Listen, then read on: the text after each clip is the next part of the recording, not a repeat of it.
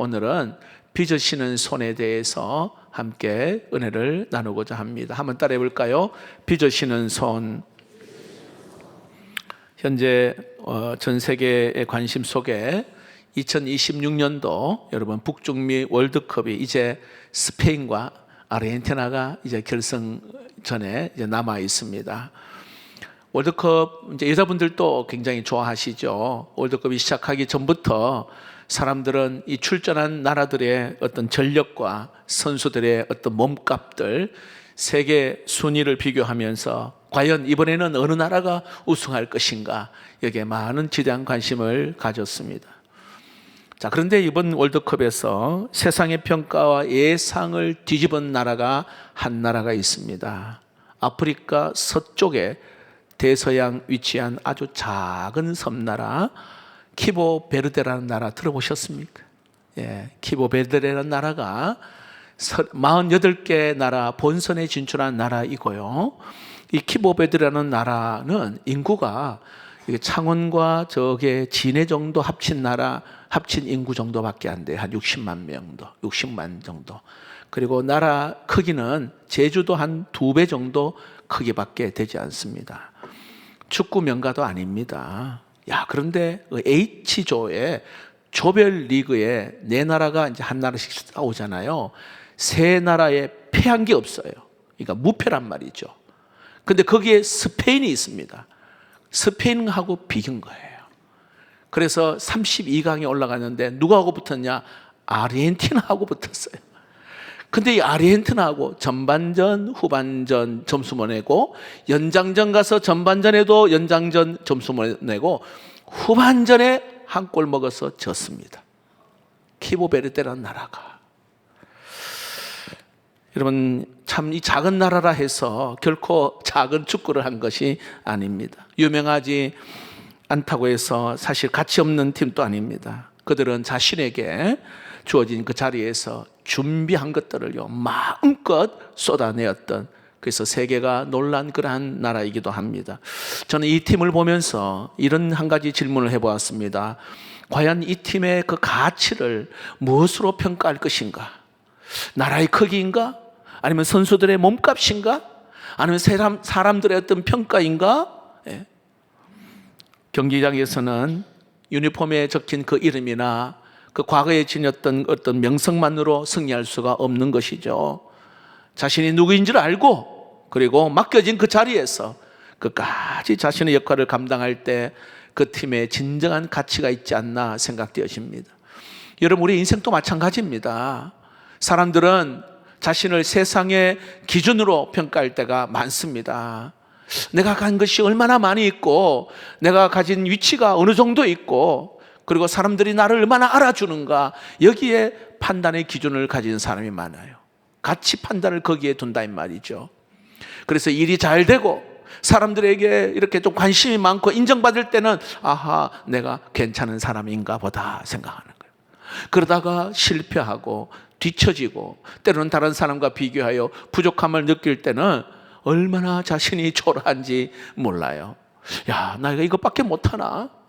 나 정말 가치 있는 사람인가? 이렇게 생각하기도 합니다. 그러나 여러분, 기억해야 될 것은 우리의 존재의 가치가 세상의 순위표에 의해 결정되지 않습니다.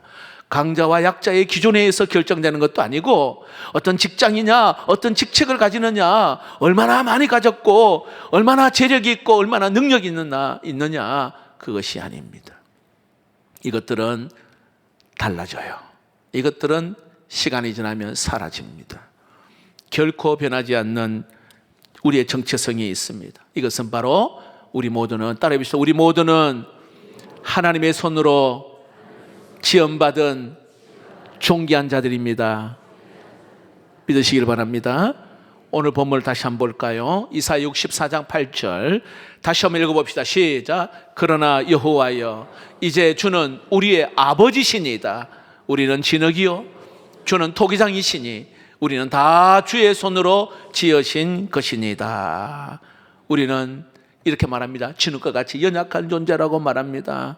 그러나 이 연약한 존재, 진흙 같은 우리를 빚으신 분이 계시는데 토기장이신 하나님이시라고 이야기합니다. 여러분, 진흙은 누구의 손에 붙들리냐에 따라서 그 가치와 쓰임이 다르잖아요. 여러분, 여러분 도자기 한번 해보셨습니까? 내가 어떻게 만드느냐, 어떻게 빚느냐에 따라 완전히 달라지는 겁니다. 우리 역시 부족하고 연약하지만은 하나님의 손에 지음받은 자라는 이 사실과 지금도 하나님의 손길로 우리를 하나씩 빚어가고 있다는 사실을 믿으시기를 바랍니다. 그래서 오늘 이 본문을 통해서 나는 과연 누구인가? 그리고 우리 하나님은 어떤 분이신가? 그리고 하나님이 빚으신 사람은 과연 어떤 삶을 살아야 되는가? 여기에 대해서 함께 나누고자 합니다. 꼭 기억하고 이런 말씀이 들려지고 깨달아지고 깨달은 말씀대로 순종할 때 열매가 변화가 있게 될 줄로 믿습니다. 자, 먼저 기억해야 될 것은 따라해 봅시다. 우리는 진흙 같은 존재임을 깨달아야 합니다. 우리를 진흙이라 이야기합니다. 여러분, 위대한 변화는요, 자신에 대한 정직함과 또한 냉철한 진단에서 사실 우리의 변화가 시작되는 겁니다. 내가 누구인가? 나의 본질이 무엇인가? 그걸 알게 되면 어떻게 살아야 될지를 알게 된다는 사실입니다. 조금 전에 말씀드린 것처럼 성경은 본래 우리는 흙으로 시작되었다. 저와 여러분이 흙으로 시작되었단 말입니다. 성경의 창세기 2장 7절 읽어봅시다. 시작. 여호와 하나님이 땅에 흙으로 사람을 지으시고 생기를 그 코에 불어넣으시니 사람이 생명이 된지라. 우리의 시작은 뭐라고요? 우리의 시작은 뭐라고요? 흙이라고 말해요. 흙. 예. 많은 그러한 땅의 흙으로 사람을 지으시고 그리고 그 코에 생기를 불어넣어 살아있는 존재로 하나님이 만드셨다 말합니다. 자, 그리고는 우리의 마지막도 흙이에요. 마지막도. 창세기 3장 19절 말씀 읽어봅시다. 시작. 너는 흙이니 흙으로 돌아갈 것이니라. 여러분, 우리가 사람이 죽으면 한 줌의 재, 한 줌의 흙이 됩니다. 그리고 돌아갑니다. 성경 그대로. 그래서 여러분, 우리 시작과 그 마지막이 어떠한지를 알고 살아가느냐, 모르고 살아가느냐는 엄청난 큰 차이가 인생이 달라지는 겁니다. 여러분, 흙이라는 것은 어디나 있잖아요. 너무 흔해서 귀하게 생각하지 않습니다. 사람들이 밟고 다닙니다. 손에 흙 묻으면 털어버립니다. 귀하게 여기지 않잖아요. 가끔 공사장을 지나보면 흙 공짜로 드립니다. 이런 문구가 있어요. 흙은 먼지나 재와 같이 가치가 없습니다. 어쩌면 여러분, 우리의 모습도 이와 비슷합니다. 우리는 스스로 초라하게 느껴질 때가 있어요. 왜? 특히 언제? 다른 사람과 딱 비교를 해보면 너무 작아지는 내 모습을 볼 때가 있단 말입니다. 왠지 아세요? 사람들이 그 가치를 이렇게 자꾸 세상 기준으로 그 가치를 두기 때문에 그래요. 그래서 실력으로 뭔가 증명하려고 그러고 뭔가를 나타내버리고 성취하려고 하는, 뭔가 증명해보려고 애를 쓴다 이 말이죠. 그러나 여러분, 잊지 말아야 될 것은 내가 누구인지를 알지 못하면 무엇을 위해 살아야 할지도 알 수가 없습니다. 정체성을 잃어버리면 방향도 잃어버리게 된다 이 말입니다. 오늘을 살아가는 사람들은 이 사실을 망각합니다. 그래서 자기는 능력이 있다고 생각합니다. 자기는 실력을 가지고 무엇이든지 다 할 수 있다라고 착각을 합니다. 자, 그런데 보세요. 인생을 살아보면 삶의 위기가 딱 만나게 되잖아요. 갑자기 위기가 찾아올 때가 있어요. 뜻하지 않은 질병을 우러 힘들 때가 있습니다. 때로는 사랑하는 가족을 잃어버리는 그러한 상황도 만날 때도 있단 말입니다. 그때 비로소 깨닫는 것은, 참 우리는 연약한 존재구나. 우리 힘으로 할 수 없는 일들이 많구나 깨닫게 됩니다. 인생의 그 한계에 딱 섰을 때에 비로소 내 자신이 흙과 같은 존재임을 인정하게 되는 겁니다. 제가 부교역자 때 교회 처음 오신 분이 아직까지 인상이 남는데, 친구가 교회 가자고, 교회 같이 가자고, 근데 니 나가라, 난 안 간다, 그랬던 친구입니다. 자, 그런데 이 친구가 유방암 판정을 받았어요. 그리고는 교회에 처음 왔는데 맨 앞에 앉았습니다. 처음부터 마지막 시간까지 울다가 가셨어요. 여러분, 우리가 흙과 같은 그런 연약한 존재라는 사실을 깨닫는 데서부터 사실은 하나님의 우리 인생을 만지시고 변화시키시고 회복시키시고 바꾸어 가시는 줄로 믿습니다. 여러분, 아기가 엄마 뱃속에서 자라는 과정을 우리 엄마 되시는 분은 알잖아요. 수정란이 세포 분열하게 되어지고 거기서부터 이렇게 몇 주가 지나면은 심장이 뛰기 시작합니다. 7주, 8주 되면 눈, 코, 입, 이들이 이렇게 형성이 됩니다. 12주가 되면 손가락, 발가락 이런 것들이 생겨납니다. 이 놀라운 과정들이 엄마의 자궁이라고 하는 이 작은 공간에서 일어납니다. 다시 말하면 창조주 하나님이 아주 정교한 그러한 설계를 따라서 한 생명이 만들어지고 빚어가는 것을 신비하게 보게 되어집니다. 자, 그리고 아기가 태어났습니다. 태어난 이후에도 계속 빚어갑니다. 어떤 음식을 먹냐에 따라서 몸의 체질이 달라져요. 어떤 환경에 따라서 성격이 형성이 됩니다. 누구를 만나느냐, 어떤 사람, 누구에게 사랑을 받느냐에 따라서 한 사람의 인생이 조금씩 이렇게 빚어갑니다. 우리는 태어나는 순간부터 완성된 존재가 아니라는 사실입니다. 하나님의 손길 안에서 날마다 만들어져 가고 빚어져가는 그러한 존재입니다. 그래서 여러분, 이번 우리 교회에서 여름 성경학교를 합니다. 수련회를 하고요, 단기 선교를 합니다. 자녀들 반드시 보내야 돼요. 아마 올해는 제일 많이 온 것 같은데, 그리고 하반기에 말씀 양육을 합니다. 하셔야 돼요. 왠지 아세요? 그러한 과정을 통해서 하나님이 빚어가셔요. 예배 한 번 드려서 될 일이 아닙니다. 함께 공동체 안에서 아하, 내가 이런 존재구나, 내가 참 연약한 거구나 보게 되는 거예요. 말씀 양육을 통해, 공동체를 통해서 하나님이 빚어가시고 다듬어 가시는 거예요. 그렇지 않으면 망고 본인은 잘한다고 생각할게요. 그렇지 않습니다.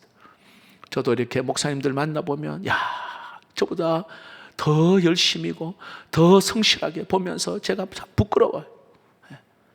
그래서 나도 저렇게 닮아가고 싶다, 나도 저렇게 한번 따라가고 싶다, 이런 마음들이 함께 공동체 생활에서 함께하는 곳에서 배우게 되는 것이죠. 만약에 그게 없다면 더 이상 발전이 없습니다.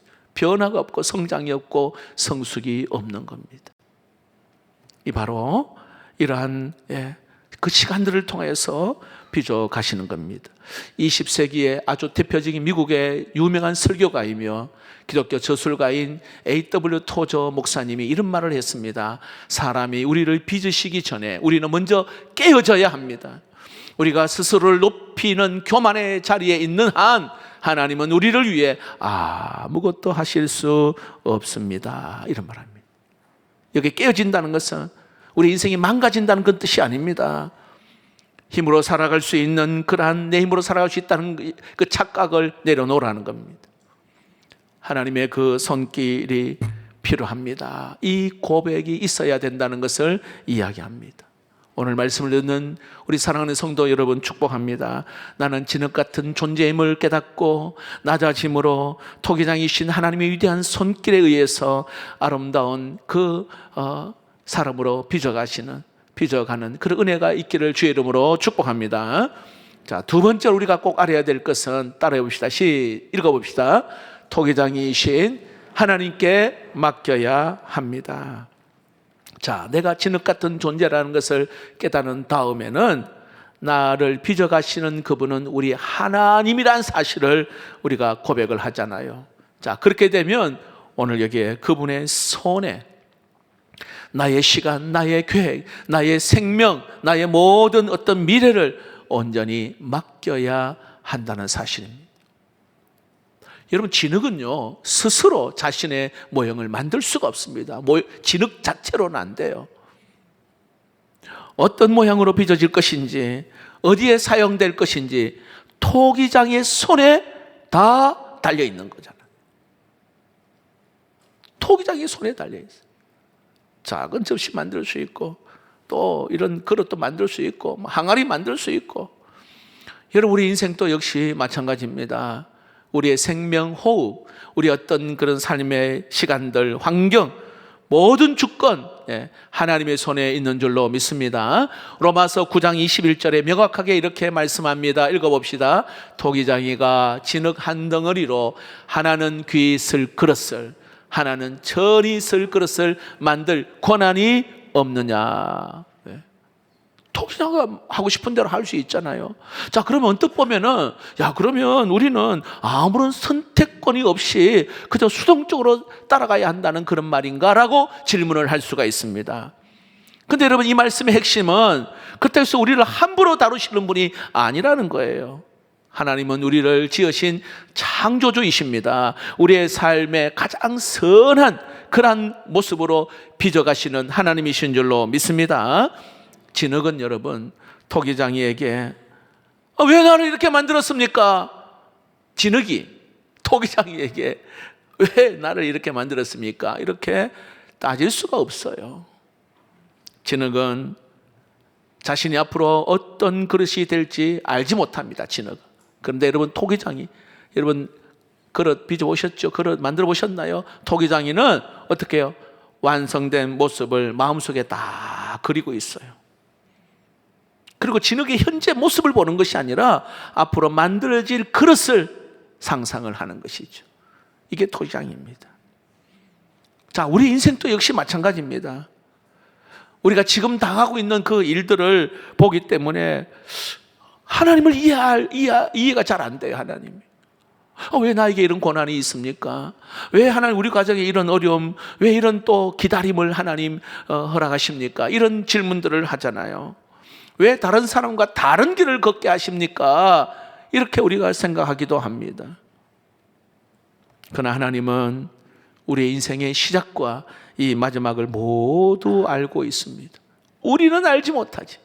저와 여러분은 내일을 알지 못하지만 하나님은 하나님의 손에 우리의 인생의 모든 것을 미래까지 다 바라보시고, 그리고 각 사람의 뜻에 맞게 하나님이 우리를 이끌어 가시는 줄로 확실하게 믿으시기를 축복합니다. 자, 그렇다면 여러분, 하나님은 어떠한 방법으로 우리를 빚어가실까? 저와 여러분 지금도 계속 빚어가거든요. 자, 첫 번째는 하나님께서는 시간을 통해 우리를 빚으십니다.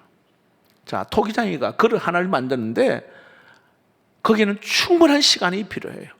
만약에 그렇지 않고 쉽게 만들면 여러분, 그 그릇은 그냥 쉽게 깨어져 버립니다. 시간이 필요합니다. 하나님께서 저와 여러분은 하루아침에 그냥 완성된 작품이 아닙니다. 때로는 참으시고 또 기다리시고 인내하시고, 그리고 조금씩 하나님이 우리를 다듬어 가시는 겁니다. 우리는 뭔가 빨리 이루어지기를 바라잖아요. 하나님은 가장 알맞은 때를 알고 계시는 줄로 믿습니다. 하나님의 시간은요, 완벽합니다. 그렇다고 늦지도 않고 결코 서두르지 않습니다. 시간을 통하여 하나님이 빚으십니다. 두 번째는 하나님께서는 고난을 통해 우리를 빚으십니다. 여러분, 진흙이 아름다운 그릇이 되려면 어떻게 합니까? 불가마로 그 안에 들어가야 됩니다. 거기에 들어가듯이 때로는 우리의 실패와 좌절과 아픔과 여러 가지 배신, 이런 거 있잖아요. 이런 고난의 때가 누구에게나 다 있다는 것입니다. 그 순간에는요, 하나님의 뜻을 이해하기가 어려워요. 하나님의 손길을 느끼지 못합니다. 그러나 하나님은 그 고난을 헛되게 버려두지 않습니다. 그 고난을 통해서 여러분, 우리의 교만을 제거합니다. 우리 안에 있는 독소들을 하나님께서 뽑아내는 거예요. 욕심들을 하나님께서 내려놓게 하십니다. 세상 의지했던 그 마음들을 하나님이 내려놓게 하십니다. 하나님을 붙들도록 하나님 우리를 이끌어 가십니다. 그래서 이 고난은 우리를 무너뜨리기 위한 것이 아니라 더 단단하고 더 아름다운 그릇으로 만드시는 줄로 믿습니다. 자, 그 다음에 세 번째로 사람과의 그러한 만남을 통해 우리를 빚으신다는 사실입니다. 사람과의 만남을 통해. 어떤 사람은 우리를 격려하고 우리를 위로하고 또 우리를 다시 일어나게 하는 힘을 줍니다. 그런데 반대로 어떤 사람은 상처를 주고 때로는 아픔을 남기기도 합니다. 자, 그런데 여러분 기억하십시오. 하나님은 좋은 만남이나 좋지 않는 만남이든 간에 모두를 사용하셔서 우리를 성숙하게 하신다는 사실입니다. 관계를 통해서 사랑을 배우고 용서를 배우고 때로는 인내와 겸손을 배우게 합니다. 결국은 이를 넓은 마음을 하나님 갖게 하셔요. 계속 하나님이 우리를 빚으십니다. 여러분 5년 전과 10년 전의 모습과 지금의 모습 뭐가 달라요, 여러분? 만약에 다르지 않다면 뭔가 계속해서 변화되지 못한 우리의 모습이죠. 그런데 하나님이 어떤 사건이나 어떤 일들을 통해서 하나님이 우리를 낮추시고 그리고 또 다듬으시고 결국은 참 귀하고 아름답게 우리를 사용하시는 줄로 믿습니다. 때로는 맡겨진 이 책임을 통해 우리를 빚으십니다. 가정에서나 또 직장에서나 때로는 교회에서 맡은 일을 때로는 참 힘차게 벅차게 무겁게 그 일들이 느껴질 때가 있습니다. 그러나 그 책임을 감당하는 그 동안에 하나님이 인내를 배우고 지혜를 배우게 하고 더 성숙하게 우리를 만드신다는 것입니다. 근데 하나님은요, 그 일을 감당할 수 있는 지혜와 믿음과 또 은혜를 주실 줄로 믿습니다.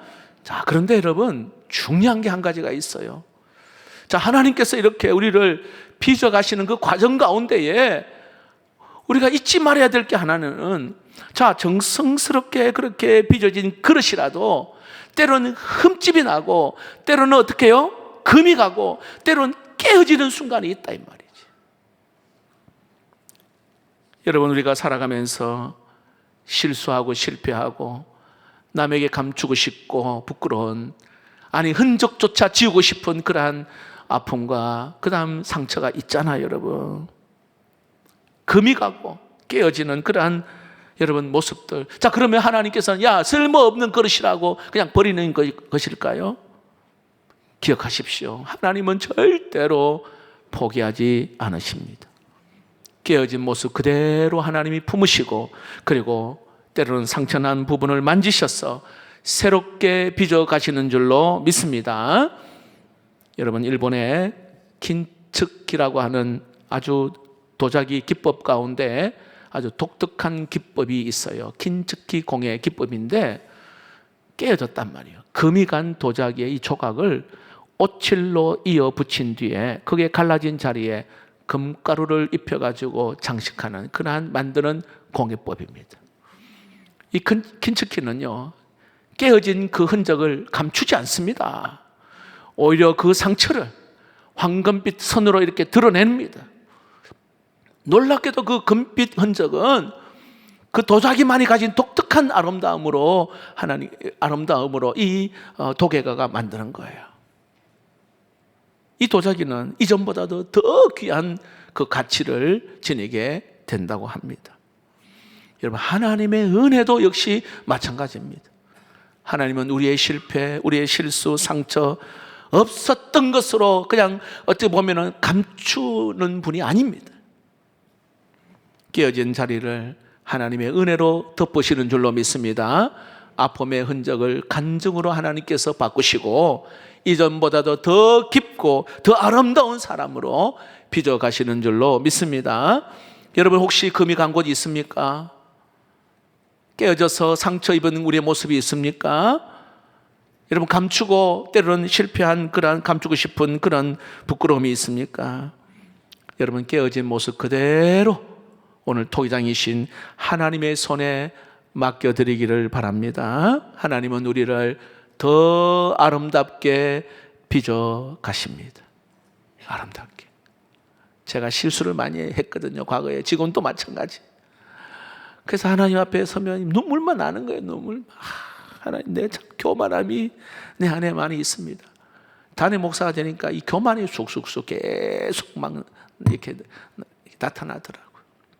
교역자들에 대해서도 그렇고 또 가정에서도 아내에 대해서도 자녀에 대해서도 또 교회 여러 가지 일을 보면서 근데 하나님은 교만을 참 싫어하세요.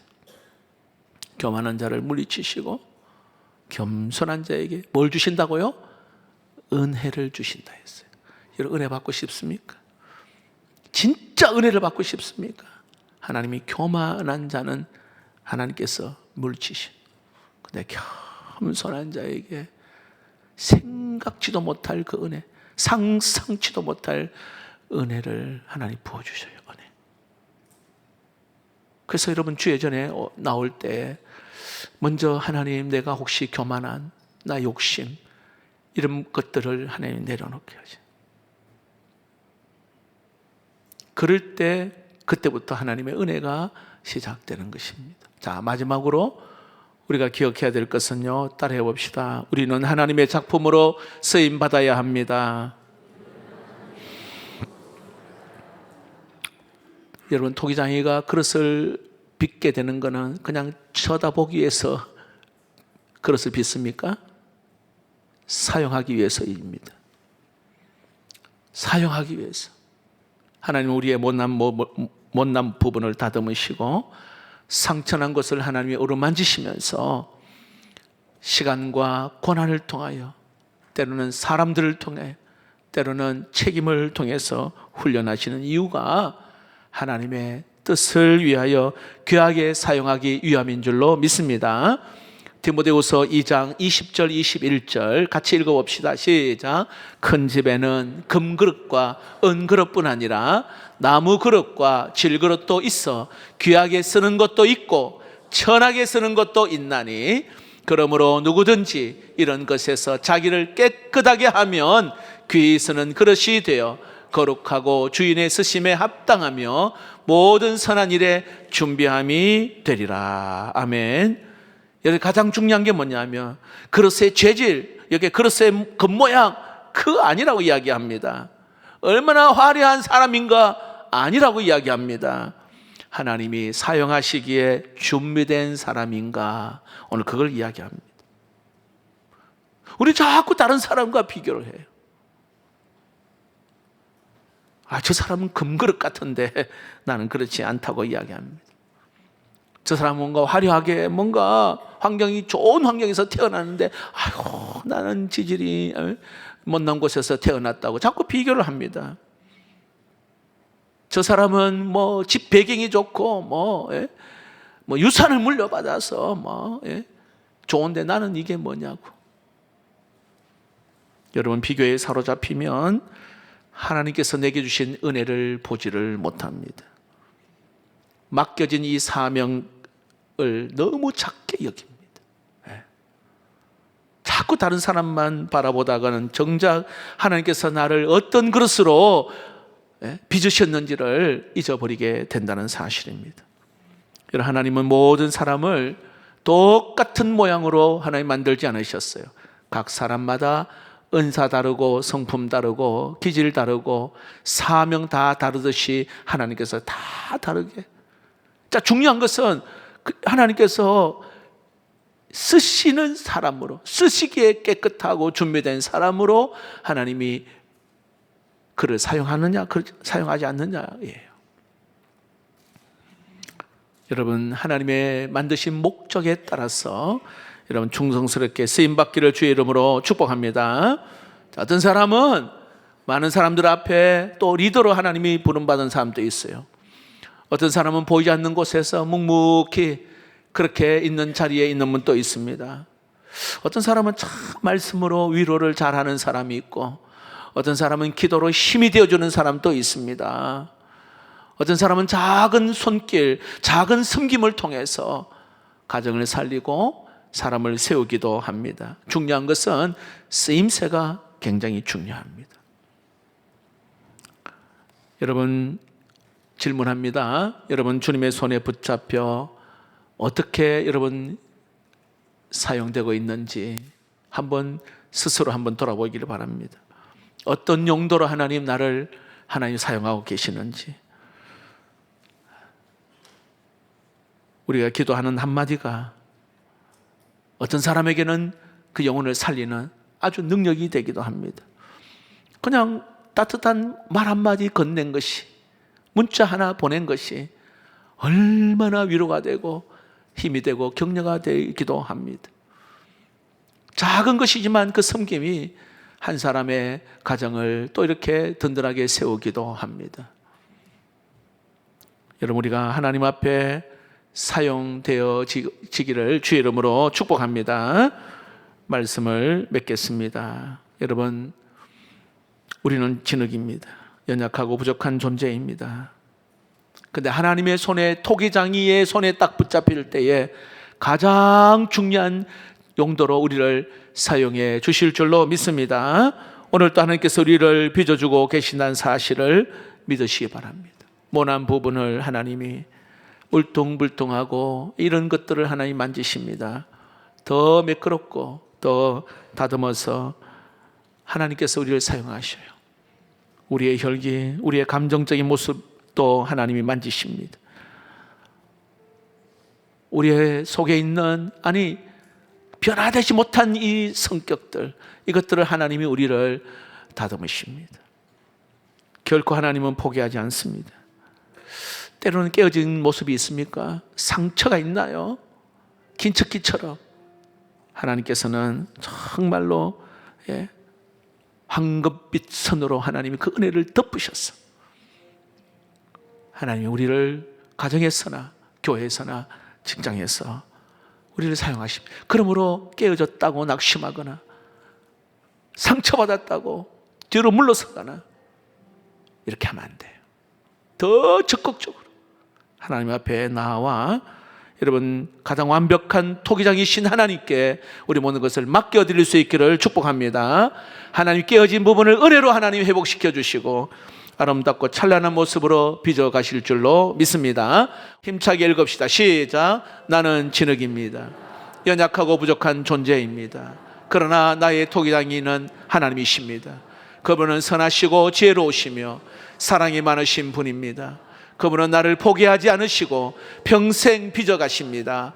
그리고 나를 하나님의 영광을 위한 도구로 사용하실 것입니다. 나는 이제 그분의 손에 나의 모든 것을 온전히 맡깁니다. 여러분, 토기장이신 하나님의 손에 온전히 붙잡혀 정말 합당한 귀한 그릇으로 쓰임받는 우리 모두가 되기를 주의 이름으로 축복합니다. 찬양을